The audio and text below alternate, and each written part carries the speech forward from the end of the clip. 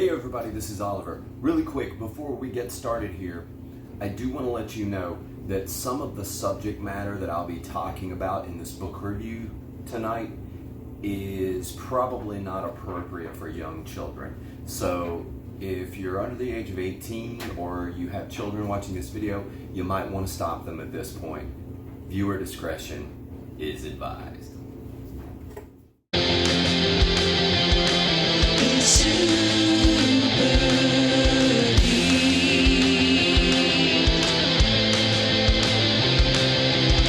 Hey everybody, this is Oliver. Welcome back. Here for my book review on Carl Hiaasen's Sick Puppy. I'm back in my breakfast nook. Finished this book. I'm ready to talk to you guys about it. So here we go. Without any further ado, let's talk about Carl Hiaasen's Sick Puppy. Okay, first off, the first thing I want to mention is that Carl Hiaasen is a resident of South Florida. He's been a columnist for the Miami Herald and Miami Tribune, both. He's well known in South Florida. Most of his books, most of their caper, I guess is how you would describe them.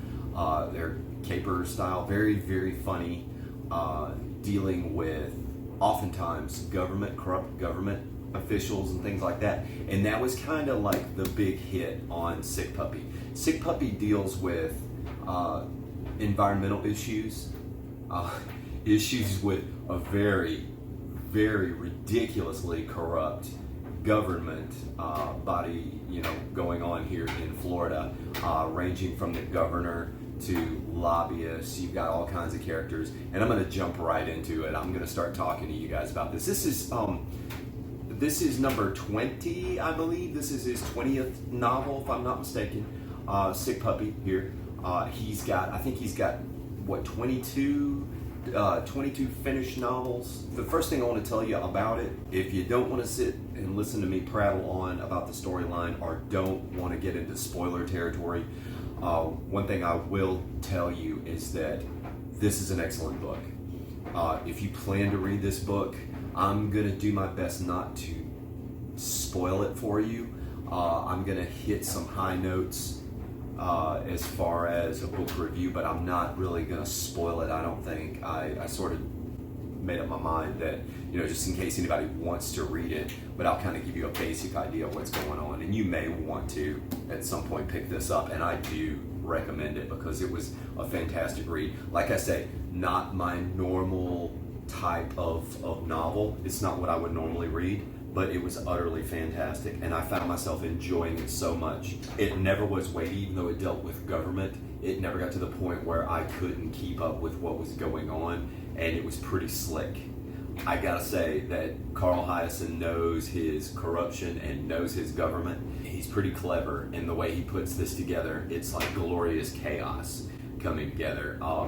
The best laid plans of some of these politicians and how badly they go wrong when one little drop of chaos is added into the mix. So what I'm going to do is I'm going to take you through this, kind of introduce you to some of the characters and kind of give you an idea of what you have in store for you if you plan to read Sick Puppy. The first character we're really introduced is a lobbyist in the state of Florida. His name is Palmer Stoat, and Palmer he's a well-to-do, very, very wealthy, very well-known lobbyist, especially in Florida government.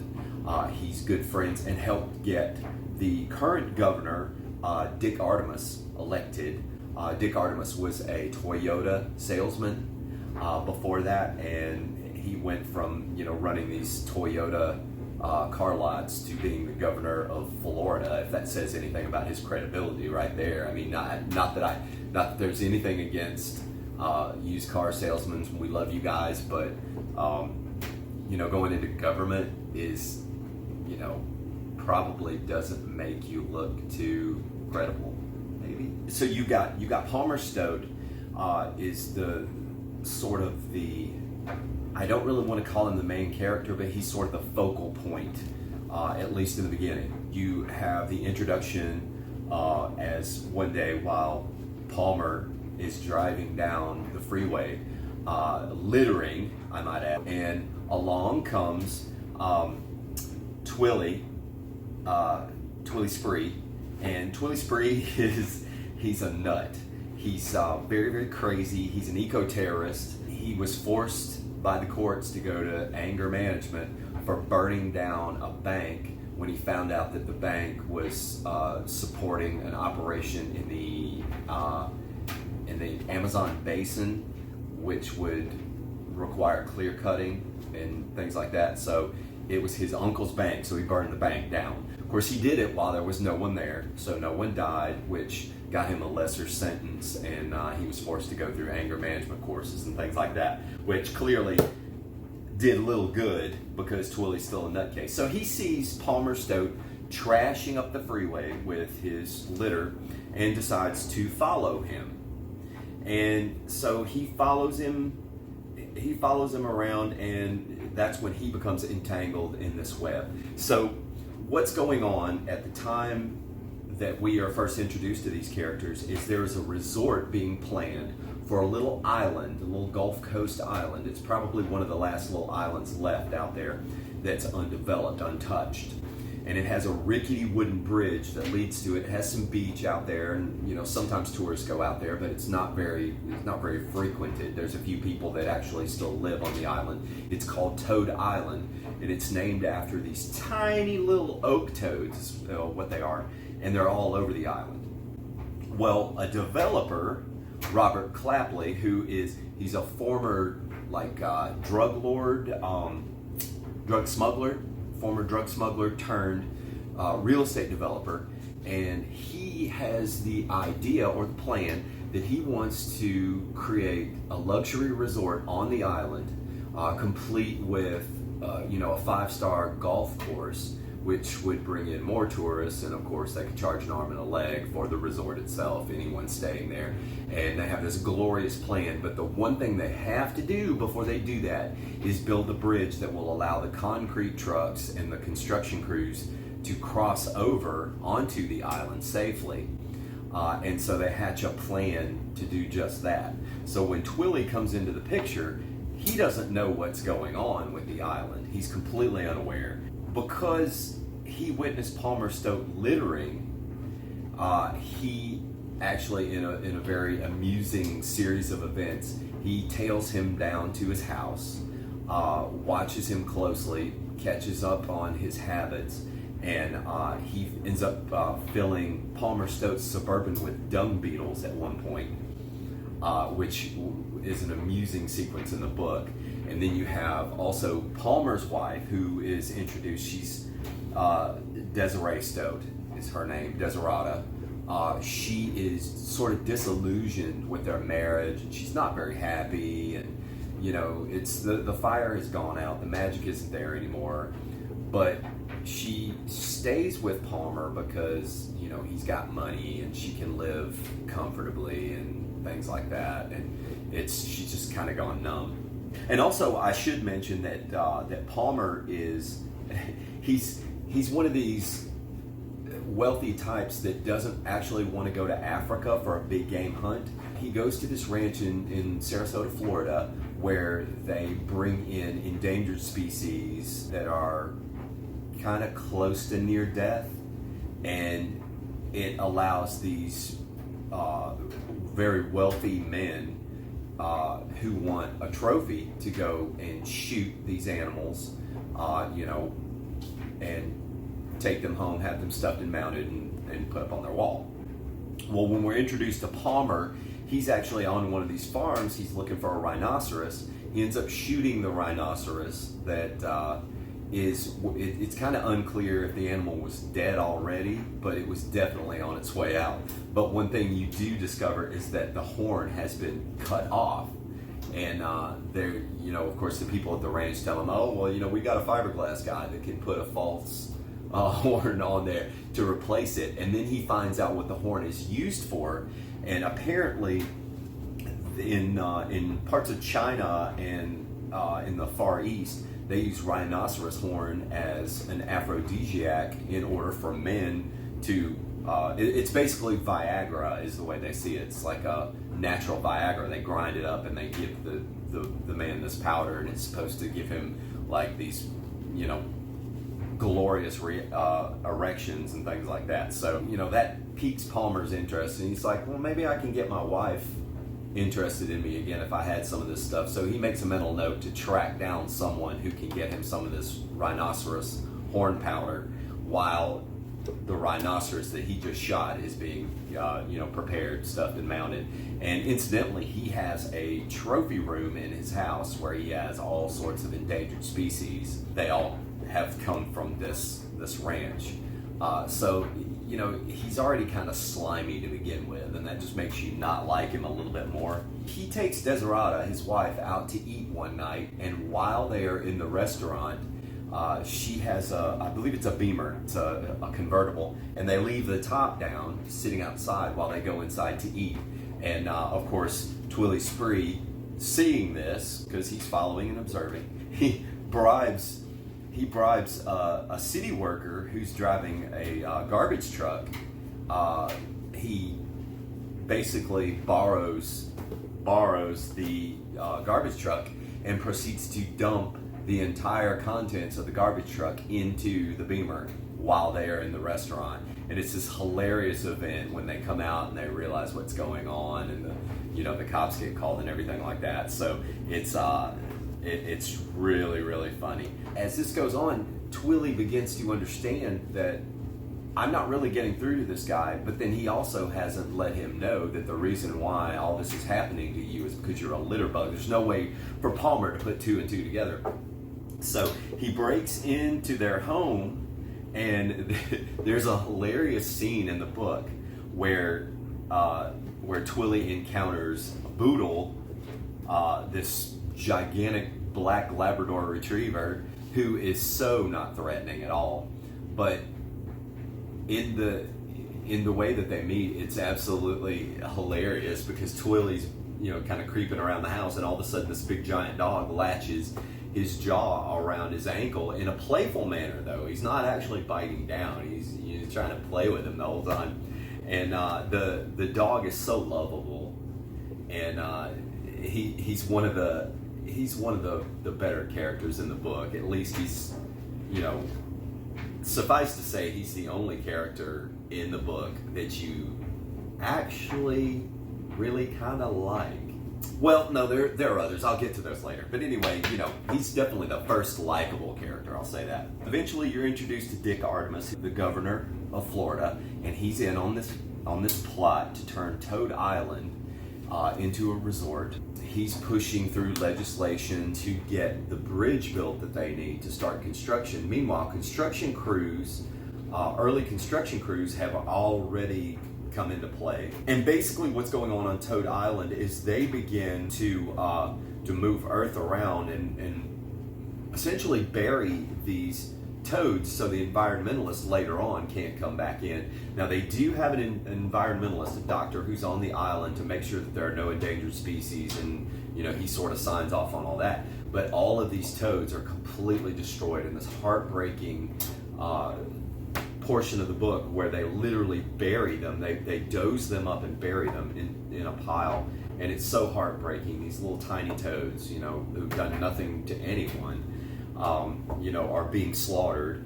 Twilly comes back and takes all of the eyes out. He finds Palmer's trophy room and proceeds to pluck all the eyes out of the taxidermist processed heads and things, and he takes all the eyes and he forms out a pentagram of all things in the center of the room.